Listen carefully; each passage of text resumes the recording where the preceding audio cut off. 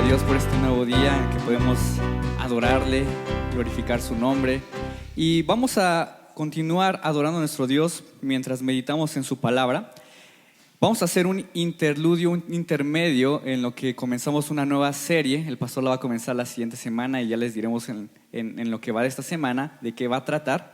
Pero hoy les pido que podamos abrir nuestras Biblias en el libro de Marcos, capítulo 5, y vamos a leer desde los versículos 21 al versículo 43. Marcos, capítulo 5, de los versículos 21 al 43. La palabra de Dios dice: después de que Jesús regresó en la barca al otro lado del lago, se reunió alrededor de él una gran multitud, por lo que él se quedó en la orilla. Llegó entonces uno de los jefes de la sinagoga llamado Jairo. Al ver a Jesús, se arrojó a sus pies, suplicándole con insistencia: mi hijita se está muriendo, ven y pon tus manos sobre ella para que sane y viva. Jesús se fue con él y lo seguía una gran multitud, la cual lo apretujaba. Y había entre la gente una mujer que hacía 12 años padecía de hemorragias. Había sufrido mucho a manos de varios médicos y se había gastado todo lo que tenía sin que le hubiera servido de nada, pues en vez de mejorar, iba de mal en peor. Cuando oyó hablar de Jesús, se le acercó por detrás entre la gente y le tocó el manto. Pensaba: si logro tocar siquiera su ropa, quedaré sana. Al instante cesó su hemorragia y se dio cuenta de que su cuerpo había quedado libre de esa aflicción. Al momento también Jesús se dio cuenta de que de él había salido poder. Así que se volvió hacia la gente y preguntó: ¿quién me ha tocado la ropa? ¿Ves que te apretuja la gente?, le contestaron sus discípulos. Y aún así preguntas: ¿quién me ha tocado? Pero Jesús seguía mirando a su alrededor para ver quién lo había hecho. La mujer, sabiendo lo que había sucedido, se acercó temblando de miedo y arrojándose a sus pies le confesó toda la verdad. Versículo 34: hija, tu fe te ha sanado, le dijo Jesús. Vete en paz y queda sana de tu aflicción. Todavía estaba hablando Jesús cuando llegaron unos hombres de la casa de Jairo, jefe de la sinagoga, para decirle: tu hija ha muerto. ¿Para qué sigues molestando al maestro? Sin hacer caso de la noticia, Jesús le dijo al jefe de la sinagoga: no tengas miedo, cree nada más.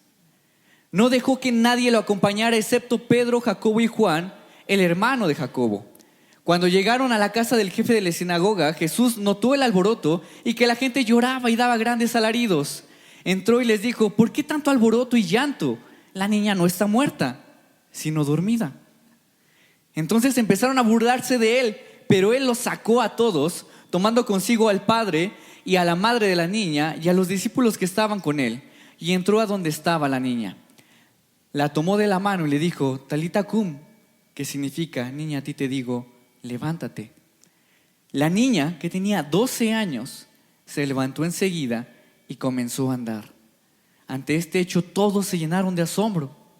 Él dio órdenes estrictas de que nadie se enterara de lo ocurrido y les mandó que le dieran a la niña de comer. Oremos, iglesia. Amado Padre Celestial, gracias te damos por este día en donde tú nos permites estar delante de tu presencia solo por tu gracia. Gracias, Padre, porque pones en nosotros el Espíritu sin merecerlo, para poder entender las maravillas de tu preciosa palabra, de tu preciosa llamada ley. Señor, te pedimos en esta tarde que nos guíes a poder entender, a poder reflexionar, a que nuestra fe sea retada, avivada con la predicación de tu palabra. Úsame como solo un instrumento de tu gracia y que tu palabra pueda profundizar lo más que se pueda en nuestros corazones. Te lo pedimos en el nombre de Jesús. Amén. Solo ten fe y confía en Dios.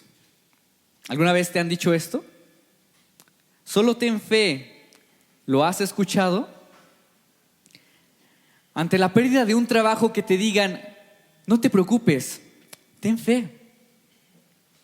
Ante un problema familiar con tu esposa, con tus hijos, no te preocupes, Solo ten fe, confía. Ante un problema familiar, ante una enfermedad, tranquilo, ten fe. Ante la pérdida de un ser querido, solo ten fe y confía. Muchos piensan que esta respuesta es como una solución mágica, una solución fácil. Tener fe en las cosas que van a mejorar, o tener fe en que simplemente pues hay que aceptar lo que te toca vivir y seguir y avanzar. Pero ¿esto realmente significa tener fe? ¿Realmente significa tener fe, aceptar lo que me tocó de parte de Dios sin entender, sin preguntar, sin reflexionar demasiado? Aceptarlo simplemente. Nuestra predicación tiene por título Fe en medio del dolor. Fe en medio del dolor. El pasaje que acabamos de leer nos presenta dos situaciones de salud muy desesperantes. Y parece que la respuesta de Jesús es la que tal vez nos han dado varias personas alrededor nuestro. Confía, ten fe, no tengas miedo. La fe es lo que te va a salvar. Pero ¿cómo? ¿Cómo podemos tener fe en medio de esas situaciones desesperantes, en medio de esas dudas tan difíciles? La pregunta que vamos a responder el día de hoy es ¿cómo? ¿Puedo ponerle? Perdón, como que ya no agarró. La pregunta que vamos a responder es ¿cómo podemos vivir por fe cuando sufrimos? Y lo vamos a responder a través de 3 puntos. 1, primero tenemos que reconocer nuestra debilidad.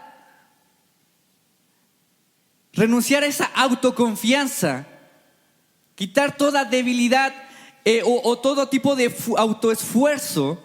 2, tener fe solo en el Hijo. No solo fe en que las cosas cambien, sino fe en el Hijo de Dios. Y 3, vida en el porvenir. Vida en el porvenir. Veamos el primer punto, nuestra debilidad. Marcos 5, versículos del 22 al 23. La palabra de Dios dice: llegó entonces uno de los jefes de la sinagoga llamado Jairo, y al ver a Jesús se arrojó a sus pies suplicándole con insistencia: mi hijita se está muriendo, ven y pon tus manos sobre ella para que sane y viva. Primero conocemos a Jairo. Aquí nos dice que él era el principal en la sinagoga. ¿Qué significa esto? Que él tenía un puesto de honor, un puesto muy importante. Era una persona con mucho poder, era una persona con mucha influencia.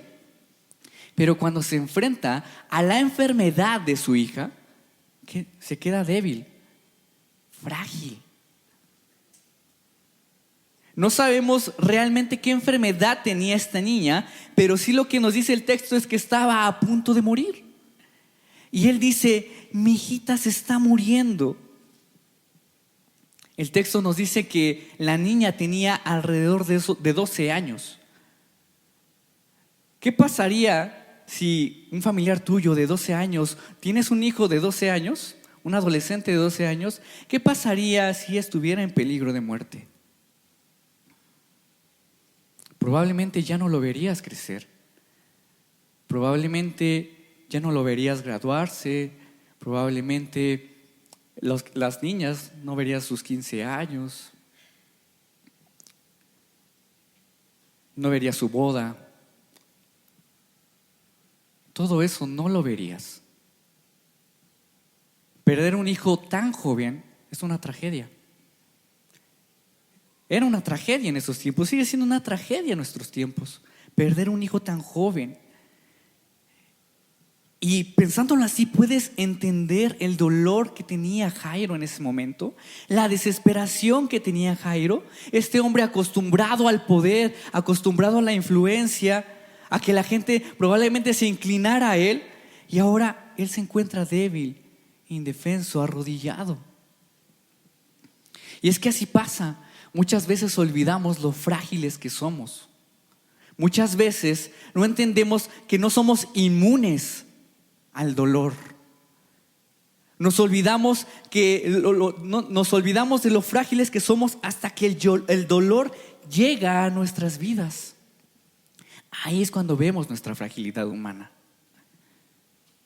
Tim Keller comenta lo siguiente: no importa qué tan precavidos seamos, ni qué tan bien hayamos vivido, no importa cuánto nos esforcemos por mantenernos saludables, ninguna cantidad de dinero, de poder, ni de planeación puede prevenir la pérdida de un ser querido.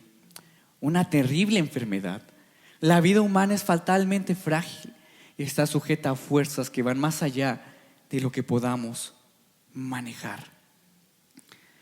Nuestra cultura actual nos hace pensar que podemos esforzarnos lo suficiente para mantener el control de nuestras vidas, mantener nuestros bienes, mantener nuestra seguridad familiar. Pero sabes, eso no es verdad. La realidad es que tú no eres inmune al dolor. Nadie de nosotros somos inmunes al dolor. Vivimos en un mundo plagado de sufrimiento, en un mundo caído. No tenemos el control de la enfermedad, no tenemos el control de la muerte, no tenemos el control de nuestras vidas, somos frágiles. Y esto no lo creó Dios así, este mundo que ves no lo creó Dios así. Dios creó un mundo bueno y sano. Esto es resultado del pecado en nuestras vidas. Somos frágiles. Eclesiastés lo dice de la siguiente manera: todos sus días están plagados de sufrimientos y tareas frustrantes, y ni siquiera de noche descansa su mente. Esto también es absurdo. Salomón en este libro constantemente va a decir que la vida es como querer agarrar el humo en el aire. No lo puedes tomar, se desvanece y es frustrante no tener el control. No puedes confiar en ti mismo, no puedes confiar en las riquezas, no puedes confiar ni en tu trabajo para evitar el dolor. Querer hacerlo es absurdo y frustrante. Y de hecho lo estamos viendo con Jairo y también lo vemos con otro personaje en esta historia, la mujer. Marcos capítulo 5 versículo 25 dice: había entre la gente también una mujer que había 12 años que padecía de hemorragias. Había sufrido mucho a manos de varios médicos y se había gastado todo lo que tenía sin que le hubiera servido de nada, pues en vez de mejorar, iba de mal en peor. Ahora tenemos a una mujer, 12 años con una enfermedad. Y dice que ella tenía una hemorragia. Probablemente esta era una irregularidad menstrual que le había durado desde que ella era adolescente. Y dice que no paraba. Y Marcos dice que gastó todo su dinero en médicos. Y dado que en esos tiempos los remedios eran más supersticiosos que benéficos, no mejoró. No mejoró, empeoró. Ahora, es verdad que en nuestros tiempos la medicina ha mejorado, se ha actualizado grandemente en estos tiempos y ha sido de mucha ayuda para ti y para mí, de gran ayuda para todos nosotros. Hemos recibido sus beneficios, pero nuevamente no podemos poner nuestra seguridad, nuestra fe en eso, nuestra esperanza en los médicos. Nuestra esperanza en los avances tecnológicos, porque ¿sabes qué? Estos también siguen fallando. Estos no pueden remediar el mundo caído en el que vivimos. No tienen ese poder para cambiar el mundo en el que vivimos. El mundo caído no lo pueden revertir. Richard C. Ayer, en su libro Cuidado Pastoral, es un libro bastante bueno para consejería, me gusta bastante, dice lo siguiente: en nuestra cultura se cree que si los investigadores tuvieran suficiente dinero, se podría encontrar una cura para cada enfermedad. La esperanza de tal cura la ponemos en las manos de los científicos, médicos y pioneros de la nueva tecnología. Pero los cristianos también sabemos que vivimos en un mundo caído e imperfecto. Aunque queramos creer en la posibilidad de una cura para cada enfermedad, también aceptamos la realidad de este mundo caído. No tiene nada de malo tener un médico de cabecera, tener un seguro médico, hacer uso de las medicinas, consultas, ahorrar para una emergencia de salud. Si puedes, hazlo. No tiene nada de malo, pero no puedes poner tu fe en eso toda tu esperanza en eso. No lo puedes hacer, no puedes evitar el dolor, no puedes evitar la muerte, no puedes evitar la enfermedad. Y además no pueden revertir no solamente el sufrimiento completamente físico en el cual vivimos en este mundo, sino también el sufrimiento interno que tú y yo vivimos cada uno. Esta mujer no solo sufría físicamente, también su enfermedad la hacía en el contexto religioso ser impura. Vamos a ver lo que dice Levítico 15:25. Dice: cuando una mujer tenga flujo continuo de sangre fuera de su periodo menstrual, o cuando se le prolongue el flujo, quedará impura todo el tiempo que le dure, como durante su periodo. Esta mujer, por esto mismo, era marginada. Probablemente era una mujer que estaba sola, una mujer que nunca se casó. Y si se casó, tal vez se divorciaron de ella por esta enfermedad. Y la abandonaron. Estaba abandonada por su familia por esta enfermedad. ¿Puedes imaginarte el quebranto de esta mujer? No solo a nivel físico, sino su corazón estaba realmente sufriendo. Estaba quebrantado por la soledad y el rechazo. No sé qué sería más difícil para ti: tener una enfermedad durante muchos años o ser rechazado toda tu vida. Ella tenía las dos. Aunque Jairo y la mujer están quebrantados físicamente, también tienen un gran quebranto que ni los médicos ni las medicinas pueden curar. Un quebranto espiritual. Entonces, iglesia, no podemos confiar en ninguna de estas cosas para aliviar nuestro sufrimiento en este mundo caído. Nada de lo que podamos ver fuera de nosotros, incluso dentro de nosotros, puede revertir el mundo caído o el pecado que hay en nosotros. No lo puede revertir. Somos débiles. No podemos confiar en nosotros porque somos débiles y fallamos. No podemos confiar en los remedios culturales porque también fallan. Nuestro mundo necesita algo más que sanidad física. ¿Qué es lo que necesita? Al Hijo. Fe en el Hijo de Dios. Marcos capítulo 5, versículos del 27 al 28. Cuando oyó hablar de Jesús, se le acercó por detrás entre la gente y le tocó el manto. Pensaba: si logro tocar siquiera su ropa, quedaré sana. La mujer escuchaba que Jesús iba pasando mientras había una multitud de personas. Y probablemente ella había escuchado que había sanado a bastantes personas antes.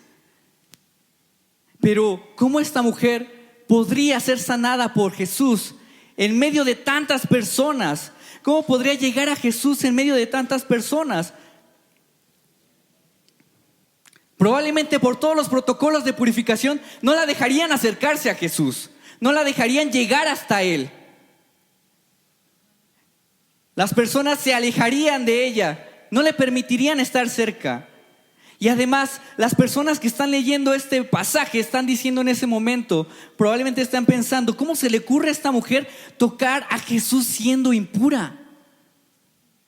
¿Cómo podría hacer eso? No es posible. Jesús no puede hacer nada por esta mujer sin que Él se contamine. No hay esperanza para esta mujer. Pero sucede esto. Dice versículo 29 y 30. Al instante cesó su hemorragia y se dio cuenta que su cuerpo había quedado libre de esa aflicción. Al momento también Jesús se dio cuenta de que de Él había salido poder. Así que se volvió hacia la gente y preguntó: ¿quién me ha tocado la ropa? Sucede lo imposible. Jesús sana a una mujer, pero de una manera muy particular. La sana sin darse cuenta. O bueno, eso parece ser. Su expresión ¿quién me tocó? Nos pone a pensar si esto lo tomó desprevenido Jesús.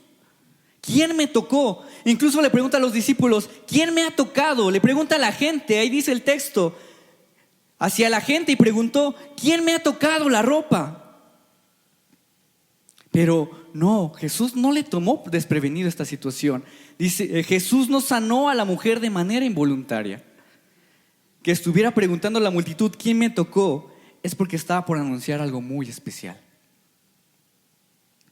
Jesús sabía muy bien qué había pasado.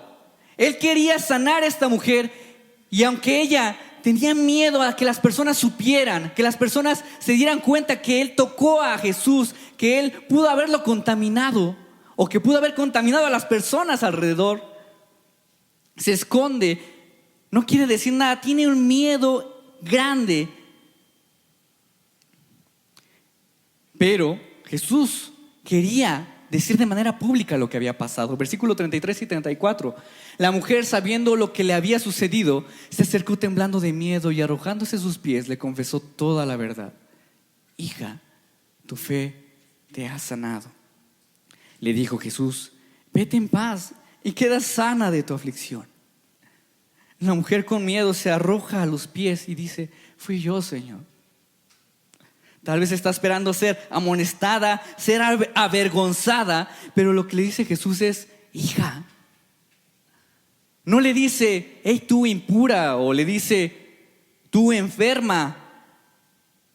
Jesús está haciendo un anuncio público de que esta mujer, que era marginada, que todos lo consideraban una pecadora sin remedio, ahora es sana. Es sana, tanto físicamente como espiritualmente. Kristen Wetherell, está muy difícil de apellido pronunciar, pero en un artículo donde reflexiona sobre este pasaje de la mujer enferma, dice lo siguiente: las curaciones milagrosas de Jesús son realidades físicas que retratan una espiritual, el perdón de los pecados. El perdón de los pecados. Y es que esa es la misión de Jesús al venir a este mundo enfermo. Él vino a hacer algo más que sanar ciegos. Él vino a hacer algo más que sanar paralíticos o sanar simplemente nuestros cuerpos. Vino para sanar corazones cautivos al pecado. Es por eso que la mujer puede irse en paz. No simplemente porque su cuerpo fue curado, sino porque ahora tiene a Jesús en su vida. Primera de Pedro 2:24 dice lo siguiente: Él mismo en su cuerpo llevó al madero nuestros pecados, para que muramos al pecado y vivamos para la justicia. Por sus heridas ustedes han sido sanados. Pedro dice que para que tú seas sanado, Jesús tuvo que ser herido. Para que tú seas sanado, Jesús tuvo que vivir el dolor en carne propia. Él llevó la cruz, Él llevó todo el peso, el quebranto del mundo para que tú puedas ser sanado, el quebranto del pecado, para que tú fueras sanado de todas las heridas que hay, más allá de las físicas, internas, que te lastiman, que te aprisionan. Necesitas ser sanado. Ni las riquezas, ni los doctores, ni los seguros pueden perdonar tus pecados. Solo la preciosa sangre del Hijo puede darte la verdadera paz. La fe que salva, la fe que sana. Esa fe está en la autoridad del Hijo de Dios, el único que tiene autoridad de sanarte completamente, perdonarte completamente. Richard C. Ayer, en este libro que les comenté, menciona lo siguiente: la cruz es una señal de que estamos más enfermos de lo que pensamos, y que en la victoria de Jesús sobre el pecado y la muerte se nos ha dado algo más profundo que sanidad física. Este regalo es la gracia de Dios para los enfermos y moribundos. Es la esperanza absoluta que nos sostiene en la vida, sin importar qué tan enfermo esté el mundo. En un libro llamado Madurando bajo presión, Eleanor Van Haften cuenta la historia de un hombre cuya esposa estaba sufriendo de principios de Alzheimer.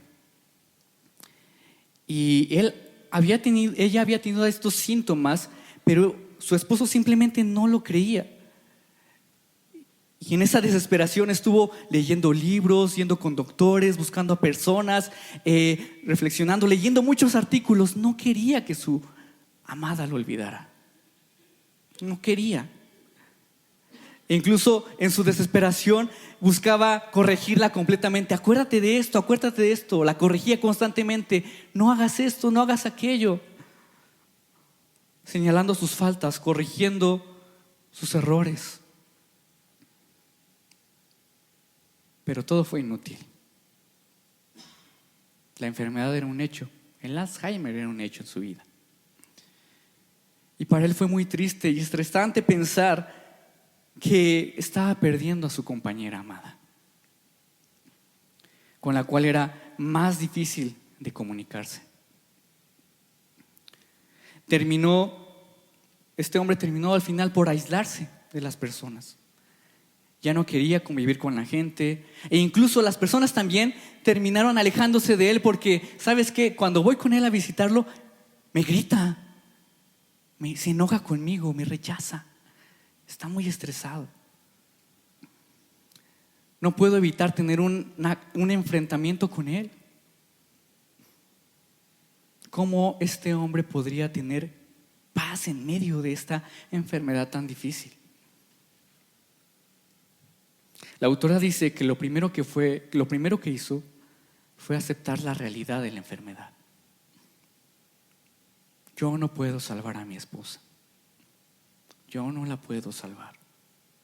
Yo no puedo traer paz a ella. Yo no puedo traer ni siquiera paz para mi vida. Lo único que puedo hacer es confiar que el que puede cuidar de ambos es mi Dios. Es mi Dios. Y las circunstancias no cambiaron, pero el esposo sí. Y aunque antes estaba dominado por el miedo y prisionero de su frustración, ahora podía cuidar de su esposa con más paz, más relajado. Pero aceptando que ahora su corazón estaba dominado por la cruz de Cristo. Él solamente podía dominar su corazón. Entonces, iglesia, la fe va más allá de querer ser librados de nuestros dolores de la vida.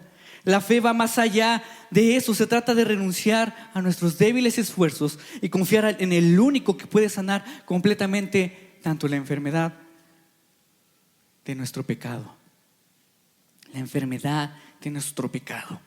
Confiar solo en Cristo. Pero esto no queda aquí, la historia no termina aquí. Podemos ver que continúa con Jairo en otra situación que parece ser que ya no hay aún más esperanza. Vida en el porvenir, punto 3. Todavía estaba hablando Jesús cuando llegaron unos hombres de la casa de Jairo, jefe de la sinagoga, para decirle: tu hija ha muerto. ¿Para qué sigues molestando al maestro? Sin hacer caso de la noticia, Jesús le dijo al jefe de la sinagoga: no tengas miedo, cree nada más. De una enfermedad imposible de curar y sanar, ahora pasamos a un suceso que ninguno de nosotros quisiéramos vivir: la muerte de un hijo. Cualquier persona diría: pues aquí ya no hay nada que hacer, ya no se puede hacer nada, ya no puede haber sanidad, no hay esperanza, ya no hay vida. De hecho, las respuestas de los hombres que se acercan a Jairo le dicen: ya no hay nada que hacer, ¿para qué buscas al maestro? No hay solución, ya no hay esperanza, tu hija ya no vive, no hay nada que hacer. Y la muerte probablemente sea una de las cosas que más pueden debilitar nuestra fe. La muerte. Peter Kreeft, profesor de la Universidad de Boston, dice lo siguiente: durante siglos la gente oró para que Dios los liberara de la muerte súbita e imprevista. No le temían a pensar en la muerte, sino a la muerte misma. Actualmente la gente espera una muerte súbita e imprevista para no tener tiempo de pensar en ella. Le temen más a pensar en la muerte que a la muerte misma. El mundo secular ve a la muerte como un enemigo natural. Quiere ver a la muerte a lo lejos porque le teme. No pensemos en eso, no pensemos en morir, pensemos en disfrutar en el aquí y en el ahora. Y cuando llegan los toma desprevenidos. Eso es seguro, la muerte es segura. Pero ¿por qué nos toma desprevenidos? Y cuando Jesús viene con Jairo, en medio de esta situación de la muerte de su hija, la respuesta de Jesús es: no tengas miedo, no temas a la muerte, cree nada más.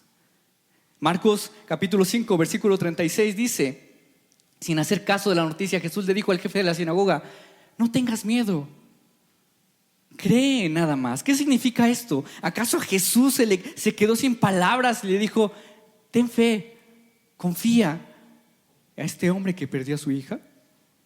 No. Marcos quiere mostrarnos que Jesús es el Dios todopoderoso del universo, que tiene autoridad sobre la vida y la muerte. Ante una situación de muerte inminente, ciertamente no podemos sentir incertidumbre, nos duele, hay miedo. Conozco a personas que su más grande temor es no saber cómo van a dejar este mundo. Su más grande temor es ¿qué le va a pasar a mi abuelita? ¿Qué le va a pasar a mi tía? Personas que podrían decir, he escuchado personas que dicen: podría pasarme esto a mí, pero a mi abuelita no, por favor. Podría pasarme esto a mí, pero a mis papás, a mis hijos no. Es lógico que digamos esas expresiones si pensamos que la muerte es el final. Sin embargo, la respuesta de Dios ante la muerte no es el final. La respuesta de Dios es la resurrección. Marcos capítulo 5, 41 al 42 dice: le tomó de la mano y le dijo: Talita cum, que significa: niña, a ti te digo, levántate. La niña, que tenía 12 años, se levantó enseguida y comenzó a andar. Ante este hecho, todos se llenaron de asombro. Jesús se acerca a esta niña y le toma de la mano. Nuevamente está haciendo algo impuro, tocando una persona que ya estaba muerta. Era algo más grave e impuro que tocar a una mujer enferma. Pero él se acerca y, independiente de las leyes ceremoniales, esto nos quiere mostrar que Él es Dios, que Él tiene autoridad. Y con esa autoridad le dice a esta niña: levántate. Y ella revive. ¿Cuál es el truco aquí? ¿Qué hizo Jesús aquí? No hay ningún truco. Jesús es Dios. Y Él es la resurrección y la vida. Juan capítulo 11, versículo 25 y 26. Entonces Jesús le dijo: yo soy la resurrección y la vida. El que cree en mí vivirá, y aunque muera, y todo el que vive y cree en mí no morirá jamás. ¿Crees esto? ¿Crees esto? La muerte ya no tiene poder para los que creen en Cristo. La muerte no nos puede vencer. La muerte no nos puede destruir a ti y a mí, porque Cristo es la resurrección y la vida. Como dice Juan: aunque llegaras a morir físicamente, lo leíamos hace un momento, aunque en esta morada que tienes aquí, tienes tú una morada celestial, tú vivirás, tú resucitarás. Esa es la respuesta de Dios ante la muerte, la resurrección. Luc Ferry, filósofo e investigador, quien fue ministro de Educación Nacional de Francia, menciona lo siguiente: el cristianismo parece ser la única versión de la salvación que nos permite no solo trascender el miedo a la muerte, sino también vencer a la muerte misma. Este hombre reconoce que la respuesta del cristianismo ante el dolor, ante la muerte, siempre apunta a la esperanza de la resurrección.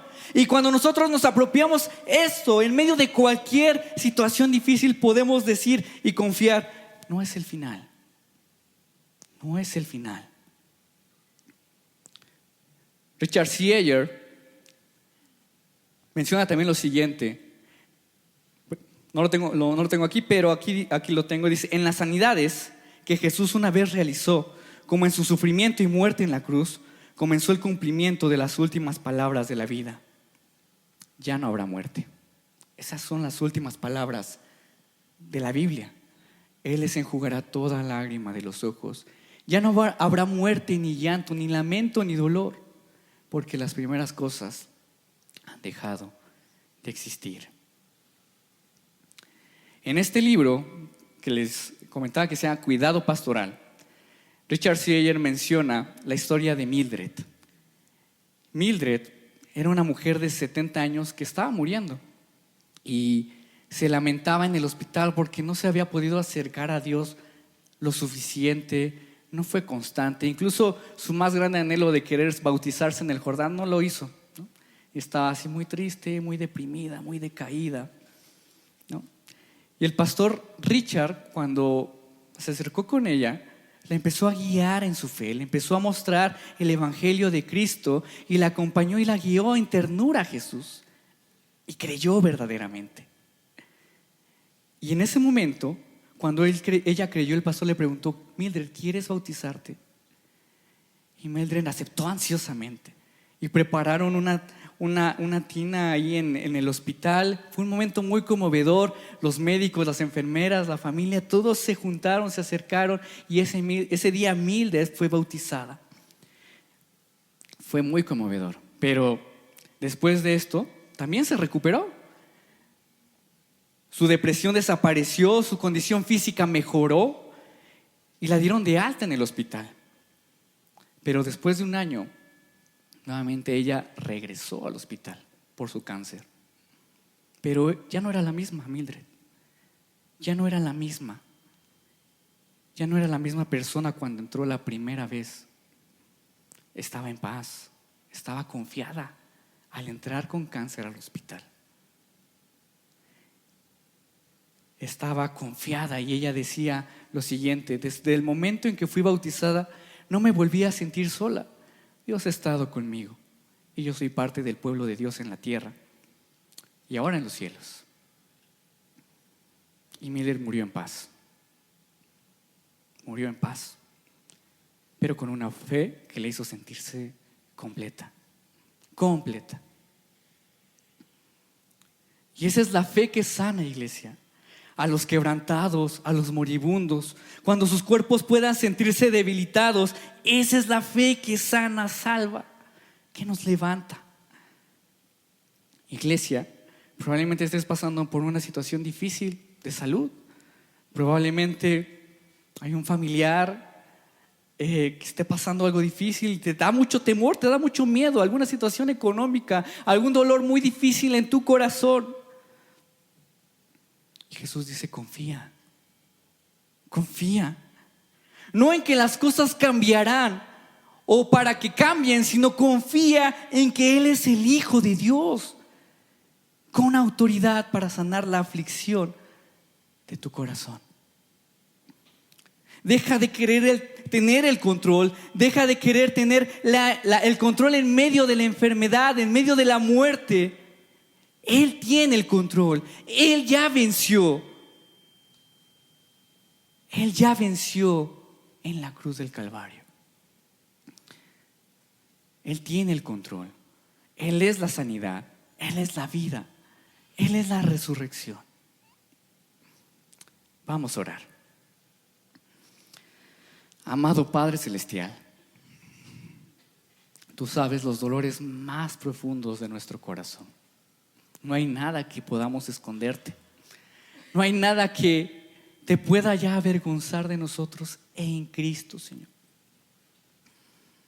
Tú sabes nuestros temores, nuestros miedos más profundos, nuestros dolores más intensos. Tú los conoces porque tú has muerto por ellos. Tú los conoces, Señor, porque en tu muerte fuimos sanados, Padre. Gracias, Señor.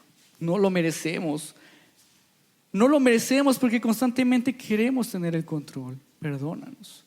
En este momento proclamamos que tú eres el que tiene autoridad. Eres el Hijo de Dios, el que puede tanto sanar nuestras heridas, tanto externas como internas, de nuestro corazón. Gracias, Señor. Ayúdanos, Padre, a confiar en ti, a no temer al dolor, a no temer a la muerte, sino temer a ti, confiando en que este temor santo a ti viene por tu Espíritu.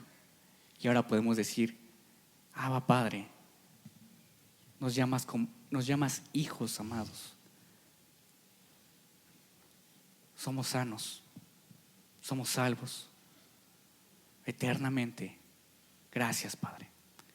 Te pedimos por esto y te agradecemos en el nombre de tu Hijo amado, Cristo Jesús.